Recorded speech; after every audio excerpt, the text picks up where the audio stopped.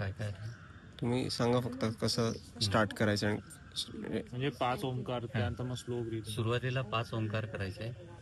ओंकार करताना कान बंद करायचा आहे. नंतर फेशियल नर्व जिथे ओपन होतात त्या बंद करायच्या आहेत आणि इथे पल्स असते ती फील करायची आहे. ओके. ओ 25% म्हणायचा आहे, म 75%. म ची व्हायब्रेशन असतात त्यांनी रेझोनन्स क्रिएट होतो आणि वेगस नर्व ऍक्टिव्हेट होते आणि वेगस नर्व ही सगळ्या ऑर्गनना कंट्रोल करते. तर ती वेगस नर्व अतिशय चांगली आहे ऍक्टिव्हेट होणं.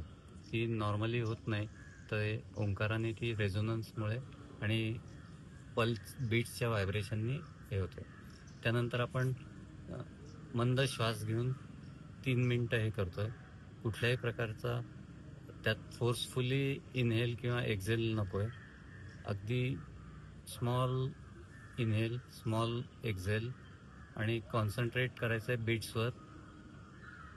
मधल्या बोटाची पल्स फील करायची. शून्य मुद्रा आम्ही याला म्हणतो. हे 3 मिनिटं करायचं आहे. नंतर ब्रेथवर्क आहे, त्याचे 4 सेट्स आहेत. ईच सेटमध्ये फर्स्ट त्याच्यात बोथ नॉस्ट्रिलनी 4-6 किंवा 8-12.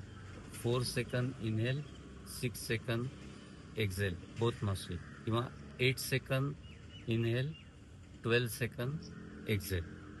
नंतर राईट नॉस्ट्रिल पिंच करायचे. लेफ्ट नॉस्ट्रिलनी 4 सेकंद इनहेल, 6 सेकंद एक्झेल, किंवा 8 सेकंद इनहेल, 12 सेकंद एक्झेल.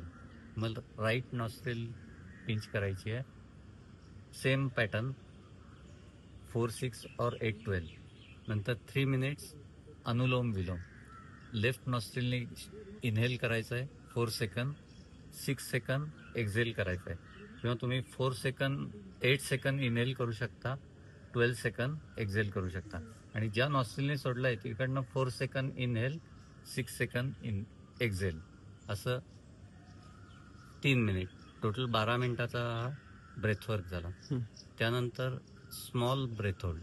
या स्मॉल ब्रेथ होल्डमध्ये जस्ट सिंगल इनहेल, एक्झेल आणि एक्झेलवर 5, 4, 3, 2, 1 असं होल्ड करा. एक्झेल झाल्यानंतर एक्झेलवर होल्ड करायचं आहे. हे 3 मिनिट करायचं आहे, रिपीट करायचं आहे. नंतर बॉक्स ब्रिदिंग. बॉक्स ब्रिदिंगमध्ये आपण काय करतो, 2 सेकंद इनहेल करतो. इनहेलला 8 सेकंद होल्ड आहे. त्यानंतर 2 सेकंद एक्झेल करतो आणि एक्झेलला परत 8 सेकंद होल्ड आहे. म्हणून याला बॉक्स ब्रिदिंग, रेक्टँग्युलर असल्यामुळे याला बॉक्स ब्रिदिंग म्हणतात. हे हाही 3 मिनिटं करायचं. त्यानंतर आपण स्ट्रॉंग ब्रेथ होल्ड करतो. स्ट्रॉंग ब्रेथ होल्डमध्ये काय करायचं आहे, हायपर व्हेंटिलेटिव्ह ब्रिदिंग करतो. त्यात डीप श्वास वरपर्यंत घ्यायचा आहे, थोडा पॉज घ्यायचा आहे आणि दोन्ही फोर्सफुली आहे. इनहेल एक्झेल दोन्ही फोर्सफुली पण रिदमिक आहेत. इनहेल जास्त पॉवरफुल आहे आणि होल्ड आहे, आणि एक्झेल शॉर्ट आहे. असं 30 सेकंद करायचं आहे. 30व्या सेकंदाला एक्झेल कम्प्लीट करायचं आहे फोर्सफुली आणि 45 सेकंद होल्ड करायचं आहे. असे 6 सेट रिपीट करायचे. त्यानंतर MBT आम्ही म्हणतो, मॅक्झिमम ब्रेथ होल्ड टेस्ट. ह्यात 10 स्टेप हायपर व्हेंटिलेटिव्ह ब्रिदिंग करत वॉक करायचं आहे. वॉक झाला, 10 स्टेप झाल्या की पूर्ण एक्झेल करायचं आहे, नाक पिंच करायचं आहे आणि 40 स्टेप वॉक होल्डवर एक्झेलवर होल्ड करून नाक पकडून चालायचं. त्यानंतरचा जो एक्सरसाइज आहे त्याला आम्ही ॲडव्हान्स MBT म्हणतो, म्हणजे advance maximum breath hold test. ह्यात जागेवरच 10 टाइम्स हायपर व्हेंटिलेटिव्ह ब्रिदिंग करतो. 10 झाले की एक्झेलला होल्ड करायचं आहे आणि 10 स्टेप चालत जायचं आहे होल्ड करून, आणि नंतर मग रन करायचं आहे as much as possible. Normal MBTला 40 स्टेप झाल्या पाहिजेत आणि ॲडव्हान्स MBTला 50 ते 60च्या दरम्यान झालं पाहिजे.